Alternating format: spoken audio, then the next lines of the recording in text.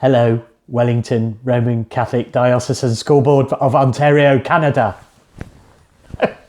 Good to be back. Thanks for listening to the first part, and this is part 2 of your Faith Day, your Spiritual Development Day, in which we explore the big picture. Because let's face it, life is full of detail, right? And after a while, the detail gets you down. So it's good to stop for a while, as Kathy and Yvonne invite us to, and to think big. Trust me, there's plenty more detail coming. So enjoy and relax as we consider part 2, Nourished by Hope. Nourished by Hope. And I'm speaking to you from the kitchen, as I said earlier, in Exmouth in Devon, and it's now late at night. A good time to talk about hope, nourishing hope, and more on that in a minute. Why do we explore the virtues anyway? Well, let's put it simply, all right? The world will teach you that happiness largely comes from temporal things, all right? So a glass of wine, a good holiday, a Friday night, a good book. These things aren't bad. They're really not bad. We shouldn't ever be against them. But they aren't where the church teaches our happiness comes from. Pursue the comforts and you may have a comfortable life, but it won't satisfy.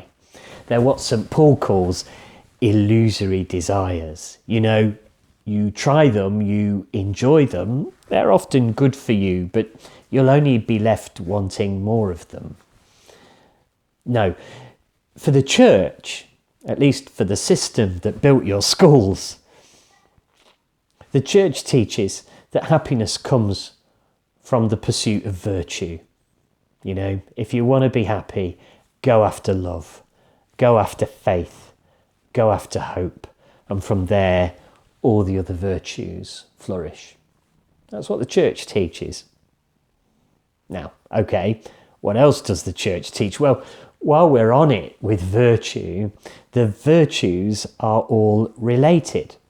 In other words, if you go right back to the early church, it pretty much teaches that if you go after one virtue, you get the others. It's almost like buy one, get one free, right? That what happens is, if you go after love, it leads to faith, it leads to hope, it leads to temperance, it leads to prudence, it leads to patience, it leads to joy. They feed off each other. In fact, the teaching of the church is that virtues hunt in packs. If you want to be happy, be virtuous. If you want happy children, teach them how to be virtuous. It's not all about being goody-goody. It's about enjoying life. And then lastly, I suppose, importantly, before we get on to the virtue of hope, I should also explain that virtues are vulnerable. I mean, you know this, don't you? That our virtues can be stolen from us. In Christus Vivit, Pope Francis talks about the virtue of youthfulness, and he says, don't let the young person inside you be stolen. It's not bad, is it? He says it often. In Evangelii Gaudium and all these other documents, he says, don't be robbed of your joy. Don't be robbed of your enthusiasm. Don't be robbed of your hope. He says those things, and the language of being robbed is really important. Why? Well, Advent is the season of hope, right? And what do we get at the beginning of Advent? Well, we get at the beginning of December readings in the church saying, watch out. The burglar comes in the middle of the night.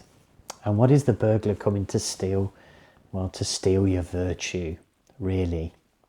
There's a great line in John chapter 10, verse 10, very popular. It says, I have come that you may have life and have it in abundance.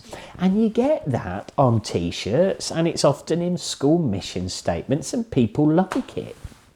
Nobody ever puts in a mission statement John chapter 10, verse 9, the one that came before verse 10.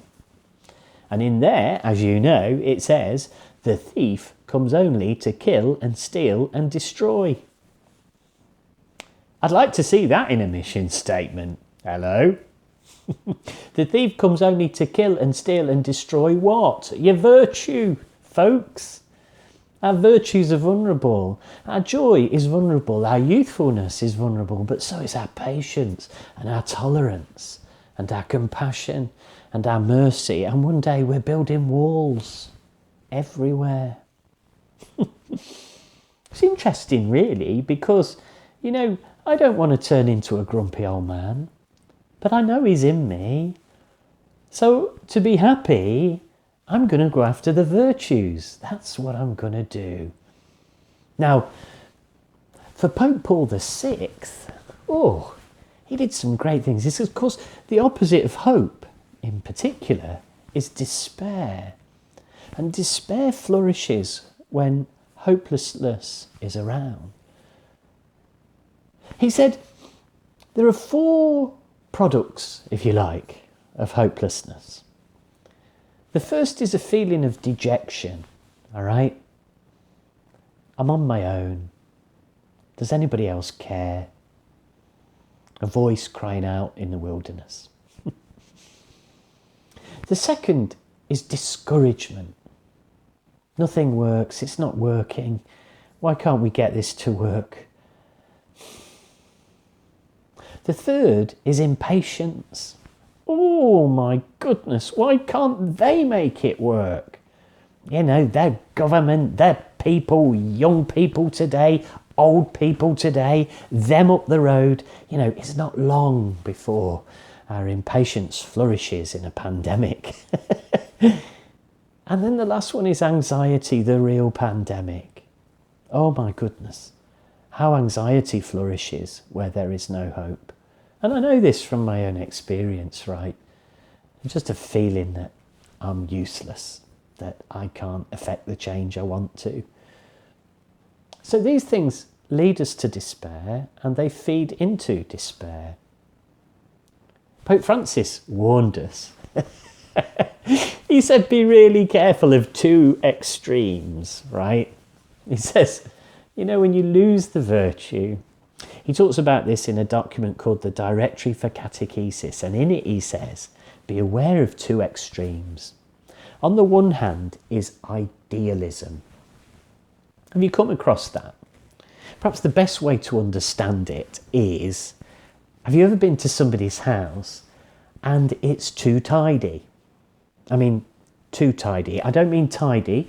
Tidy is a virtue. You know, it shows respect. You come to my home, I shall tidy it up. But too tidy, where everything is so polished and pristine and perfect and in place that you feel untidy.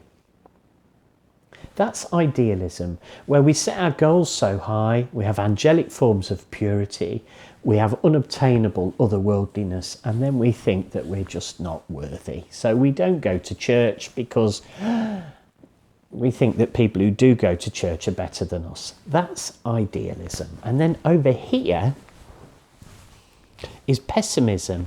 And pessimism is where it's just not tidy at all. What you've done there is you've burnt out, you've met your wall, you've given up, and now you resigned to nothing works. And you fall for cynicism rather than enthusiasm, as if it's cleverer. You probably met people like that. They're not bad people, but they just easily throw stones at everything. They point the weaknesses out and the problems out, and nothing works. And they drain the life out of the room. These 2 extremes happen where virtue is diminished. So the church says, if you want to be happy, if you want to live life to the full, go after virtue.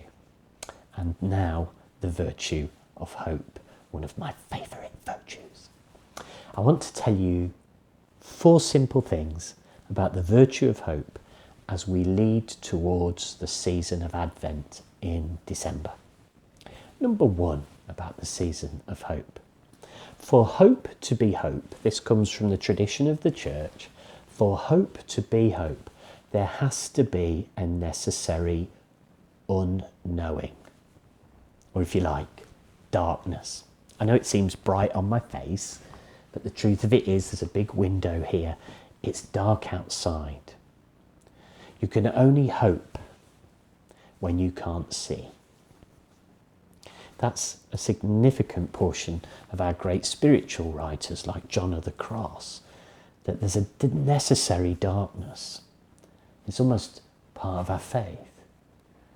It's why John Henry Newman writes, "Lead kindly light amidst the encircling gloom." There is a certain darkness or gloom that demands hope. All right? If everything is clear and pristine and obvious, hope's not necessary.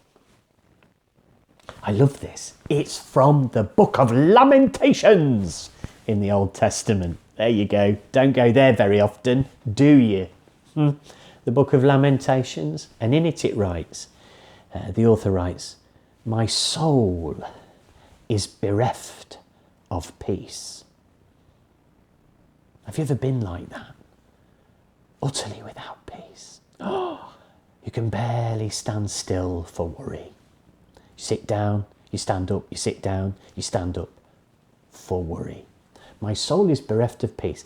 Then the author goes on, "And I have forgotten what it is to be happy." Oh, this is truly despair, right? When there's no light at the end of the tunnel, no way out. I've forgotten what it feels like just to feel ordinary. My soul is bereft of peace, and I've forgotten what happiness is. But, writes the author, here comes hope. But this I call to mind, and therefore I have hope, that the steadfast love of the Lord never ceases. I might not be able to see it. I might not be able to comprehend or understand my circumstance, but I know he's there. That's hope. You know, whilst I feel like giving up on God, God hasn't given up on me. I may not believe in God, but God still believes in me. That's hope. That's hope. Point number one, there is a necessary darkness. Point number two about hope is that hope looks with expectation. This is the theologian Michael Downey. It's gorgeous. Hope looks with expectation in the knowledge that if what is hoped for is realised, it comes only as a gift. What does that mean? Well, it means that you can't hope for things that you can achieve. All right? Hopelessness comes often from the disposition of believing that nothing is achievable, but the hopeful hope beyond themselves. Oh, this sounds complicated. Let me make it easier. You can't walk past a poor person and say, I hope they get dinner tonight. All right? If it's in your capacity to give them dinner, do it. Hope looks with expectation in the knowledge that if something is hoped for and it's achieved, it comes only as a gift. In other words, we can't hope for things that we ourselves have the power to resolve. The third thing I love is that hope is orientated towards anything that is good, anything that is just, or anything that's beautiful. It has nothing to do with the chances of success. In other words, if it's right and it's good, hope for it. These might sound really obvious. So what have we said so far? We've said that hope exists during a necessary darkness. All right? You can't see the thing you hope for. Secondly, hope looks with expectation. And if something is realised, it comes only as a gift, as a grace. It can't be things we can achieve by ourselves. And thirdly, hope is always towards something good, towards something just, towards something beautiful. And it has nothing to do with the chances of success. If it's a good thing, hope for it. All right? So we hope for a better world. We hope for a just society. We affect the things we can do, but we hope in the things that we can't do. Which leads me to point number 4, and it is my favourite, even though I keep saying that. And hope, I want to explain, sits with the other two theological virtues. In other words, right at the heart of Christianity are three virtues, and they're given to us as gifts. The gift of faith, the gift of love, and the gift of hope. They are the preeminent virtues. And of course, St. Paul gives love the priority. But those are the three virtues from which all the other virtues emanate. There are human virtues, cardinal virtues they're called, and they're for another day. In fact, Wellington Roman Catholic District School Board have me back to look at the human virtues. They are, as you know, prudence, justice, temperance, and fortitude. Not words we use a lot, but that's for another day. Back to hope. Here it goes. How does hope fit with the other virtues? I love this. Well, Aquinas said faith, hope, and love are, if you like, a Venn diagram. They overlap. They feed off each other. But it was Charles Pegay who put it beautifully. He said, I want you to imagine three little girls, the daughters of Sophia, wisdom. And wisdom gives birth to three little girls, faith, hope, and love. And in his famous book about the portal of the mystery of hope, Charles Pegay talks about these three little girls running out into the wilderness. All right, they're going on an adventure. Who is the first of the three girls to run out into the wilderness? Well, the answer is faith. Faith runs out into the wilderness first. Faith gets you out of bed in the morning. Faith gets you through life. Faith propels you into your day. And faith is the little girl who runs into the adventure first. Who follows her second? Love. And love runs out into the wilderness just behind faith. And love takes a picnic, because this little girl knows they're going to get hungry. Faith propels us into life. Love feeds us. The third little girl, Hope, runs into the wilderness last, and she runs behind the other two. Why?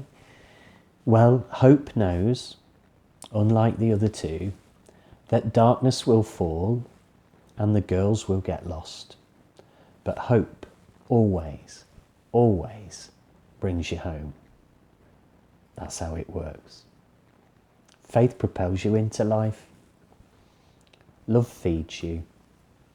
And hope brings you home. Thomas Aquinas put it like this. He said, faith believes, love responds, and hope sustains. What do we do in a pandemic? What do we do in winter time? What do we do when the days shorten and the snow falls? What do we do when we feel little and small and crushed by circumstances beyond our control? What do we do when somebody we love falls ill with the pandemic? What do we do when our partner loses their job? What do we do? We hope beyond ourselves. Because hope brings us home. In the end, as Julian of Norwich said, all will be well and all manner of things will be well. Hope sustains us. So in the life of a Christian, but I'd like to say in the life of us all, for those of you who don't necessarily share our faith too, think about the virtue of hope. Hope is a means by which we can sustain the dark nights of the soul. So, here are a few questions to finish this short piece. Firstly, in England, I've been hearing it on the radio, a few people saying this. I wonder if you've heard anything like this. A few people over here have said, I hope it does, after the pandemic and everything goes back to how it used to be, I hope it doesn't go back to the worst of how it used to be. People are almost saying, we may have learnt something good, despite the tragedy. There may have been good lessons here. I hope it doesn't go back to how it was completely. What do you think they mean by that? The second question is, can we hope for more than just a comfortable life? Is it really about our pensions? Or is there more to be hoped for than that? And then lastly, part 3, in what ways do we feel helpless and therefore turn to hope? In what ways do we feel helpless and therefore turn to hope? Let me be the first person this year, in this tragic, confusing, bruising year that we've just had, let me be the first person to wish you a happy Advent. As we come out of November and move towards December, anticipate that we are not the first generation to suffer. And perhaps it's time to hope. Hope for a new world. Hope for a new start. Hope for a better future, right? I want to thank you for inviting me to be part of your day. May God bless you, and may his light shine upon you. And I look forward, God willing, to being with you again sometime in the future. Thanks for listening. Good night and God bless.